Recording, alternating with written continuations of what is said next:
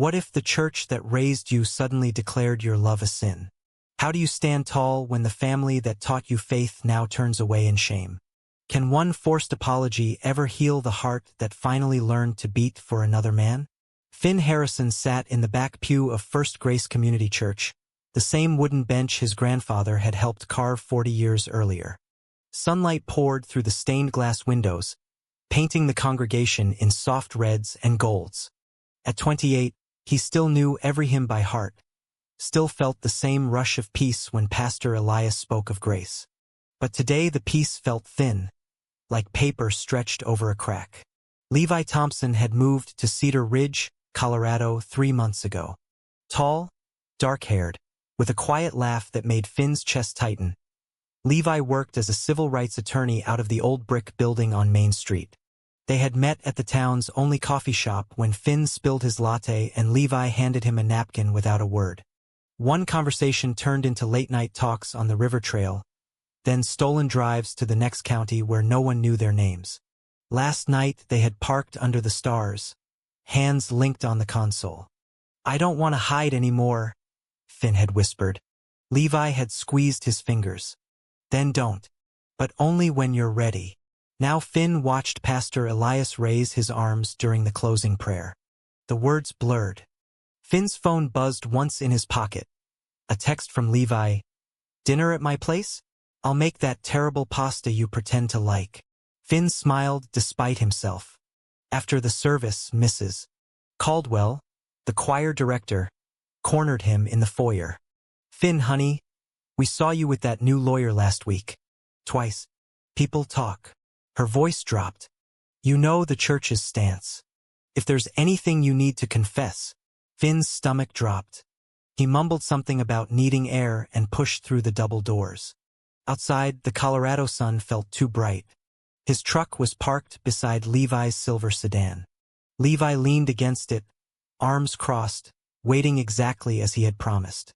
Before Finn could speak, Pastor Elias stepped onto the porch, flanked by 2 deacons. "Finn Harrison, we need to talk. Inside. Now." The conversation lasted 20 minutes and felt like 20 years. Bible verses were quoted. Tears were shed, mostly by the pastor. Finn sat frozen while they told him his lifestyle had no place in First Grace. Effective immediately, he was removed from all ministries. His name would be read aloud next Sunday as a cautionary example. He walked out numb. Levi stood by the truck, eyes soft with worry. "They know." Finn nodded once. The words wouldn't come. Levi opened the passenger door without asking. "Get in. We'll figure this out." That night Finn slept on Levi's couch, staring at the ceiling while Levi made tea in the kitchen. The smell of chamomile drifted through the dark. For the first time in his life, Finn felt the ground beneath his faith shift. The next morning his mother called. "The pastor just left our house. He said you're confused. Come home, baby. We'll pray it out of you." Her voice cracked. Finn hung up before she could hear him cry. By afternoon, the church's statement was posted on their website. "We love Finn Harrison," it read, "but we cannot affirm choices that contradict Scripture." Comments flooded in. Some offered prayers. Others called him an abomination. Finn scrolled until his eyes burned. Levi sat beside him on the couch, shoulder to shoulder. "You don't have to face this alone." Finn looked at the man who had quietly become his everything. "I think I just lost my entire world." Levi's hand found his. "No. You just found the part that was missing." The days blurred into a haze of missed calls, deleted social media, and long silences. Finn's father left a voicemail. "If you walk through that door again, it better be to repent." Finn listened twice, then deleted it. On the 5th day, Levi came home from work with a folder. "I've been reading case law. What they did, public shaming, removal without due process, might be actionable. Discrimination. You have rights, Finn." Finn stared at the legal pad covered in Levi's neat handwriting. "A lawsuit? Against the church. Against the leadership," Levi corrected gently. "For creating a hostile environment. For emotional distress. We start small." A letter. See if they'll settle quietly. Finn thought of his childhood Sunday school room, the Christmas pageants, the way his grandmother had once told him God loved him just as he was. I don't want to destroy anything. I just want to stop hiding. Levi set the folder aside. Then we fight for that. Together. That evening they drove to the overlook above town. The lights of Cedar Ridge twinkled below like scattered stars. Finn rested his head on Levi's shoulder. For the first time since the expulsion, the knot in his chest loosened. I'm scared, he admitted. Levi kissed the top of his head. Good. Means you're still feeling something. We'll take it one breath at a time. Back at Levi's apartment, Finn finally slept in the bed instead of the couch. Levi's arm draped across his waist felt like the only solid thing left in the universe. The lawsuit letter went out the following Monday. Finn signed it with shaking hands. He told himself it was just paper. But deep down he knew the real battle had only begun. The church's attorney replied within 48 hours. The letter was polite, firm, and devastating. Mr. Harrison's removal was a matter of doctrinal integrity, not discrimination. Any legal action will be vigorously defended. Attached was a petition signed by 73 members asking Finn to repent publicly for the sake of church unity. Finn read it at Levi's kitchen table while Levi cooked breakfast. The smell of bacon did nothing to settle his stomach. They want me to stand up in front of everyone and say I was wrong about us. Levi flipped an egg with practiced calm. They can want whatever they like. You don't owe them your soul. But the phone calls kept coming. His sister texted photos of their mother crying at the dinner table. His best friend from youth group, straight, married, always supportive in private, left a voicemail. Dude, just say you're struggling. They'll take you back. Finn listened and felt something inside him fracture. Levi suggested therapy. Dr. Patel's office was in Denver, an hour's drive.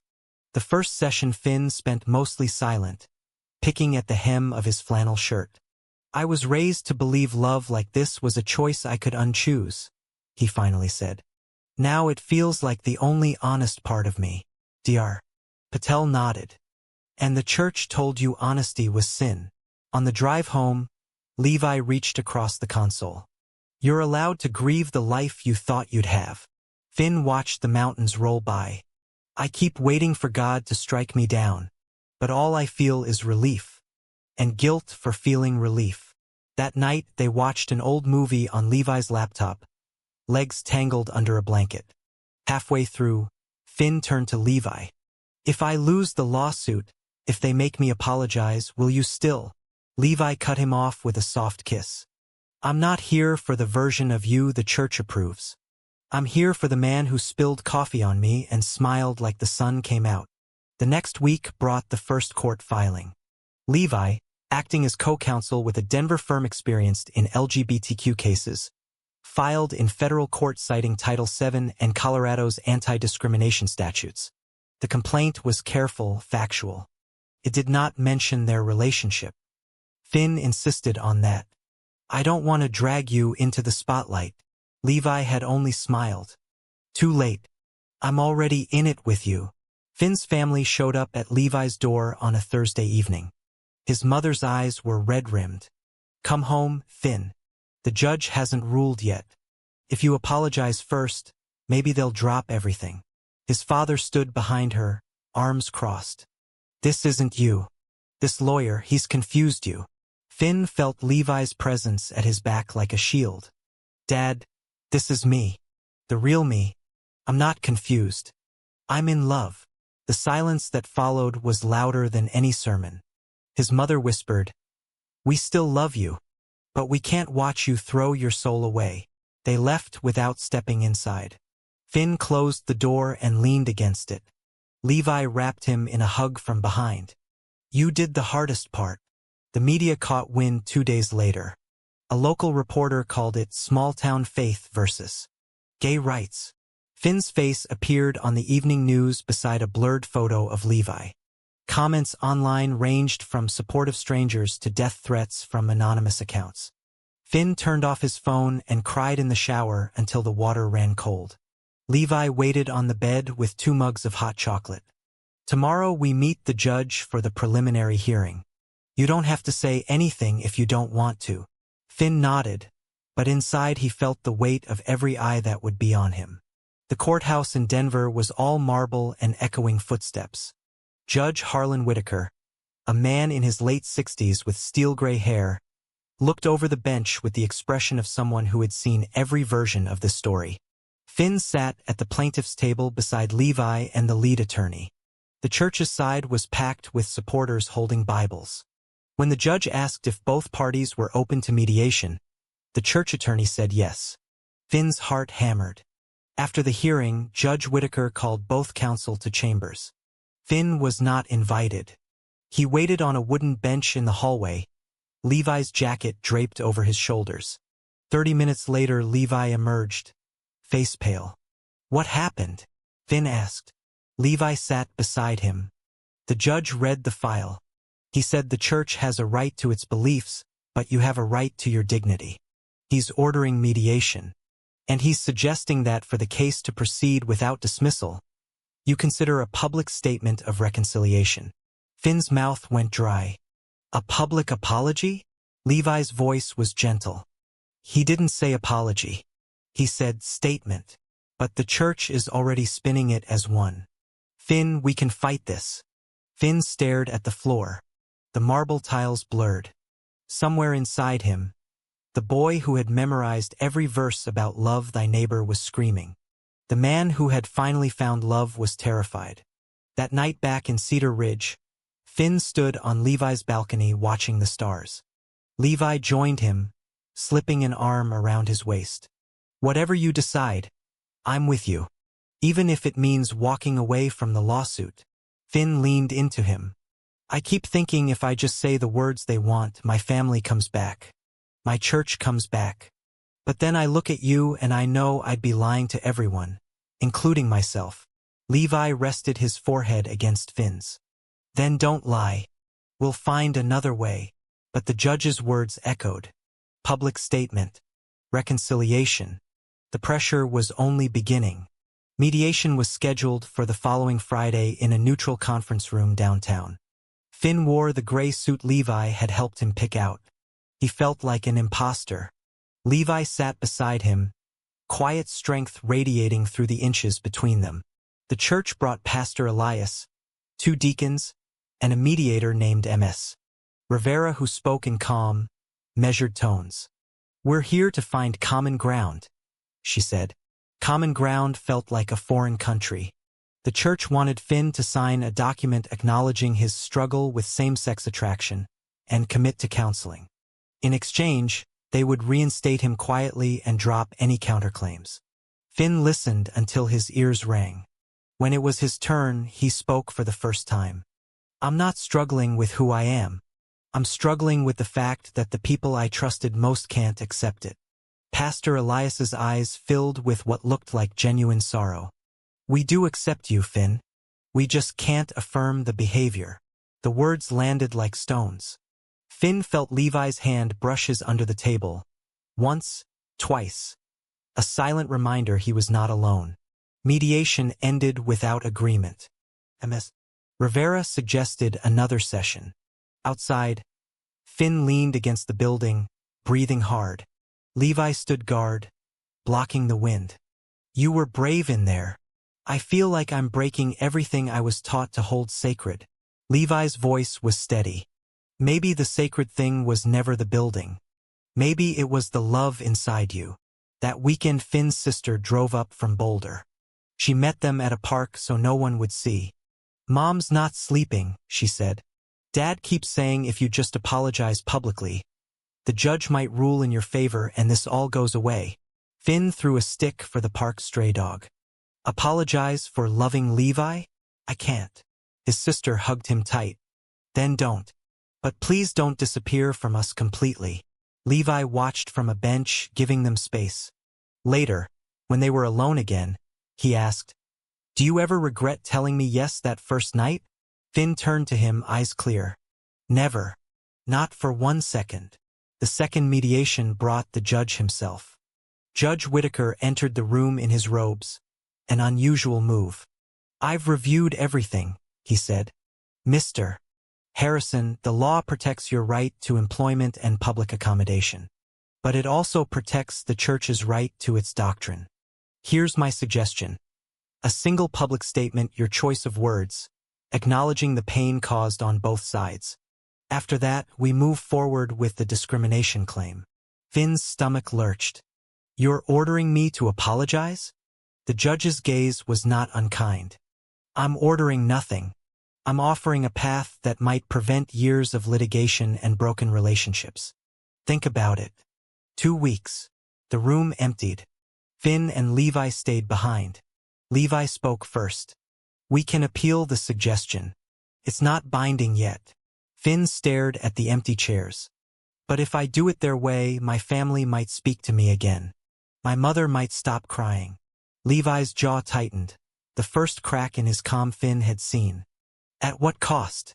"Your self-respect." That night they argued for the first time. Not shouting, but quiet, pained words. Finn accused Levi of not understanding the pull of family. Levi accused Finn of still wanting the approval of people who had already rejected him. They went to bed on opposite sides of the mattress. At 3 a.m., Finn felt the bed shift. Levi's hand found his in the dark. "I'm sorry. I'm just terrified of losing you to their guilt." Finn turned toward him. "I'm terrified of becoming someone who apologizes for loving you." They held each other until morning, the argument settling into a fragile truce. The following week brought unexpected support. A group of former church members started a quiet online fund for Finn's legal fees. Strangers sent letters. "You gave me courage to come out to my own family." Finn read every one, tears blurring the ink. Levi framed one and hung it in the hallway. "See? You're already changing lives." But the pressure from home intensified. Finn's father left a note on his truck windshield. "The judge gave you an out. Take it before it's too late." Finn carried the note in his pocket for days, folding and unfolding it until the paper tore. One evening Levi came home to find Finn on the balcony again, staring at the mountains. "I think I have to do it," Finn said quietly. "Not the apology they want, but something true. Something that says I'm sorry for the pain, but I'm not sorry for who I am." Levi stood behind him, arms circling his waist. "Then write your own words. I'll stand beside you when you read them." Finn turned in his arms. "Even if it means the lawsuit drags on for years?" "Especially then." For the first time in weeks, Finn felt a spark of hope. He sat at the kitchen table that night and began drafting the statement that would either heal or destroy everything. The statement took 4 drafts.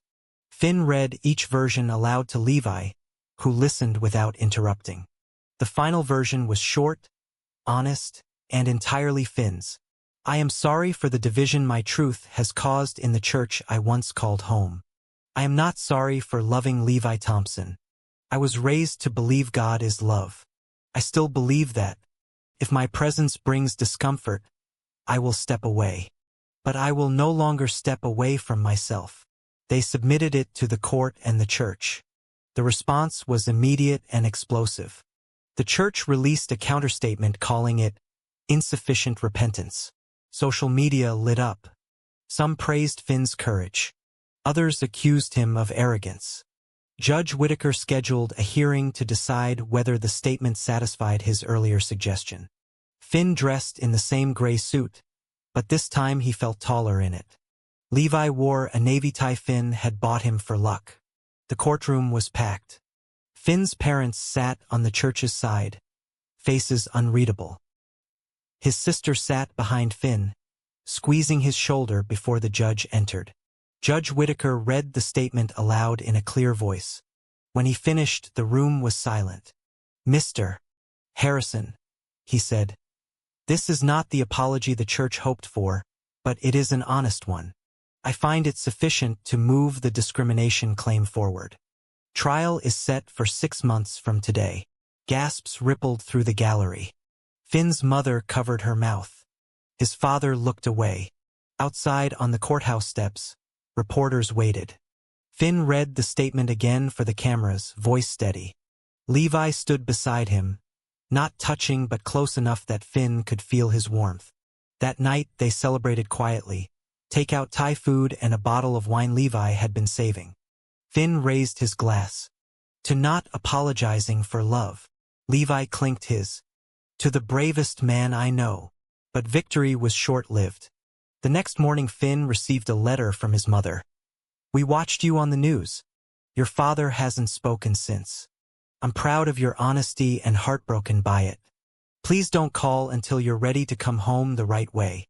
Finn folded the letter and placed it in the drawer beside the torn note from his dad.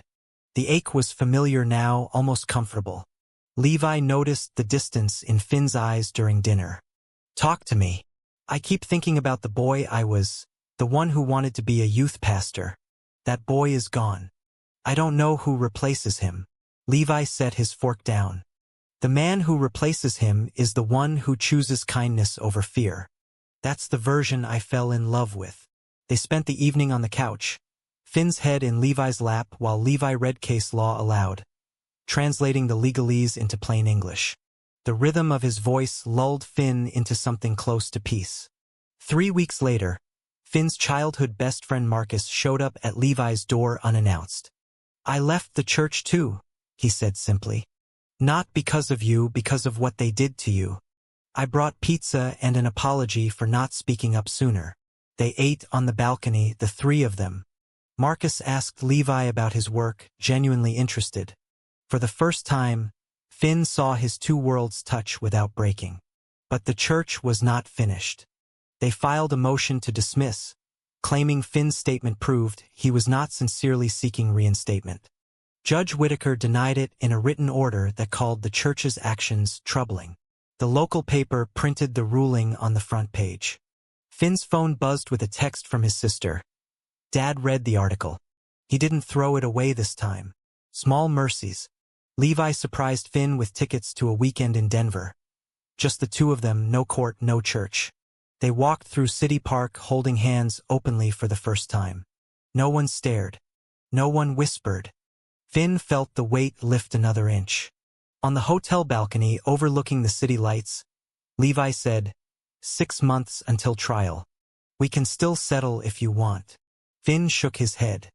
I want the truth on record. Even if we lose. Levi smiled, the kind that reached his eyes. Then we fight. And after, we build something new. Together. Finn leaned in and kissed him under the open sky, tasting freedom and fear and everything in between. The months before trial passed in a blur of depositions, strategy sessions, and quiet evenings where Finn and Levi learned each other's rhythms. Finn started volunteering at a Denver LGBTQ youth center on weekends, helping teenagers who reminded him of his younger self. Levi took on a new case defending a trans teacher, and they compared notes late into the night. Finn's family remained a careful distance. His mother sent a birthday card with no return address. Inside was a single line. I still pray for you every night. Finn pinned it to the fridge beside Levi's grocery list. Marcus became a regular fixture, bringing his wife and their toddler for Sunday brunches. Watching them, Finn realized family could be chosen as well as inherited. The church hired a high-profile defense firm from Texas. Their strategy was clear: portray Finn as an activist using the court to attack religious freedom. Levi's team countered with witnesses, former members who had left for similar reasons, experts on emotional harm, and Finn himself. The night before Finn's deposition, he couldn't sleep. Levi stayed awake with him, making coffee at 2 a.m. Tell them the truth, he said. That's all you have to do. In the deposition room, under oath, Finn described the day he was removed, the calls from his mother, the nights he had questioned everything. When asked if he still considered himself a Christian, he answered, I believe in a God who loves without conditions. I just don't believe my old church speaks for him anymore. The church's attorney smirked. So you've replaced scripture with convenience. Finn looked straight at the camera. No. I replaced fear with honesty. Levi waited in the hallway afterward. One look at Finn's face and he pulled him into a hug right there in public. You were incredible. Trial was set for October. The leaves in Cedar Ridge turned gold and red, mirroring the fire building inside Finn. He and Levi drove to the overlook one last time before the proceedings. The town looked smaller from up here. I used to think leaving the church would feel like falling, Finn said. Now it feels like flying. Levi laced their fingers. Then keep flying. I'll be right beside you. Opening day of trial arrived with crisp mountain air. The courtroom was standing room only. Finn's parents sat in the back row. His mother's doing, he suspected. They did not meet his eyes. Levi sat at counsel table, calm and focused. Finn testified first. He spoke of the years he had spent trying to pray the truth away, the relief of finally saying Levi's name without shame, the pain of losing the only community he had ever known. Cross-examination was brutal. The defense asked about their relationship, implying it was the cause of division rather than the church's response. Finn answered every question with quiet dignity. Love didn't divide the church. Refusing to accept love did. When court recessed for lunch, Levi found Finn in the restroom, splashing water on his face. You're doing it. You're rewriting the narrative. Finn met his eyes in the mirror. I'm doing it for every kid who thinks they have to choose between God and being gay. The defense called Pastor Elias. He spoke with tears about loving Finn like a son, about the heartbreak of watching him walk away from truth. Finn listened from the plaintiff table and felt only sadness, not anger. That evening Levi cooked Finn's favorite meal, burnt pasta and all. They ate on the couch, too tired for conversation. Levi's hand rested on Finn's knee, a steady anchor. Week 2 brought character witnesses. Marcus testified about the Finn he had grown up with, kind, faithful, generous. The church lost more than a member, he said. They lost a good man. Finn's sister took the stand and cried while describing their mother's nightly prayers. We love him. We just don't know how to love him and the church at the same time. The judge listened to every word. Closing arguments lasted 3 hours. Levi's lead attorney painted a picture of a young man punished for existing. The defense warned of the dangers of courts interfering in religious matters. When the jury retired, Finn and Levi walked to a nearby cafe. They sat in silence, hands linked under the table. Whatever happens, Levi said, I'm proud of you. Finn smiled for the first time in days. I'm proud of us. The jury deliberated for 4 hours. When they returned, the courtroom held its breath. We fined for the plaintiff, the foreperson announced. Compensatory damages of $150,000. Punitive damages of $50,000. Cheers erupted from the gallery. Finn's mother stood, tears streaming. His father remained seated but nodded once, small, almost imperceptible. Outside, reporters swarmed. Finn gave one statement. This wasn't about money. It was about the right to exist without apology. Levi pulled him away from the cameras and into a quiet alley. There, away from everyone, he kissed Finn like the world had just been born again. That night, they drove home to Cedar Ridge under a sky full of stars. Finn rolled down the window and let the cold air rush in. For the first time, the future felt wide open. The money arrived in Finn's account 3 weeks later. He used part of it to start a scholarship fund for LGBTQ youth from religious families. The rest went into a savings account labeled, Our Future. Levi teased him about the name but kissed him anyway. Finn's mother called on a Tuesday afternoon. Her voice was soft. I watched the news. Your father read the article twice. He said maybe we were wrong about some things. Finn closed his eyes. I'm not coming back to the church, Mom. I know. But maybe you could come back to us. Dinner next Sunday? Just family. Levi is welcome. Finn looked across the room at Levi typing on his laptop. I'll ask him. Sunday dinner was awkward at first. Forks clinking, long silences. Then Levi told a story about his own conservative family in Ohio and how they had slowly come around. Finn's father listened without interrupting. At the end of the meal, he shook Levi's hand. You make my son happy. That's not nothing. It wasn't forgiveness. It was a beginning. Finn and Levi moved into a small house on the edge of town the following spring. The backyard faced the mountains. They planted a garden and hung a swing from the porch. On warm evenings, they sat there holding hands, watching the sunset paint the peaks gold. One night, Finn brought home a letter from Pastor Elias. It was short. I was wrong to shame you. I still believe what I believe, but I see now that my methods hurt you. I'm sorry. Finn read it aloud to Levi. Then he folded it carefully and placed it in the drawer with the other letters, the ones that had once broken him. I think I can forgive him now, he said. Not for me. For the boy I used to be. Levi nodded. That's the man I love. They never returned to First Grace. Instead, they found a small inclusive church in Denver where no one asked them to apologize for anything. Finn volunteered in the youth program. Levi joined the choir. Years later, when young people came to them scared and confused, Finn would tell them his story. Not the polished version, but the raw one. The expulsion, the judge, the nights he almost gave up. He always ended the same way. You don't have to choose between love and faith. Sometimes the bravest thing is realizing they were never separate. Levi would stand beside him, hand on his shoulder, the quiet strength that had carried them both. On their 5th anniversary, they drove back to the overlook above Cedar Ridge. The town had grown, but the mountains were unchanged.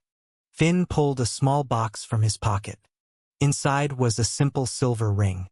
I'm not asking you to marry me in a church, he said. I'm asking you to keep choosing me every day, the way I choose you. Levi slipped the ring on and kissed him under the same stars that had witnessed their first honest night. I already chose you the day you spilled coffee on me. The rest has just been details. They stood there a long time, two men who had lost everything and found something better. Below them, the lights of Cedar Ridge twinkled like a promise kept. In Finn and Levi's journey, the greatest lesson is that authenticity is never a sin worth apologizing for. Faith, family, and love can evolve when we stop demanding others shrink to fit our fears. My advice is simple. Speak your truth gently but firmly. Surround yourself with people who celebrate the real you. And remember that healing often begins the moment you refuse to betray your own heart. The world may ask for apologies, but your soul only needs freedom.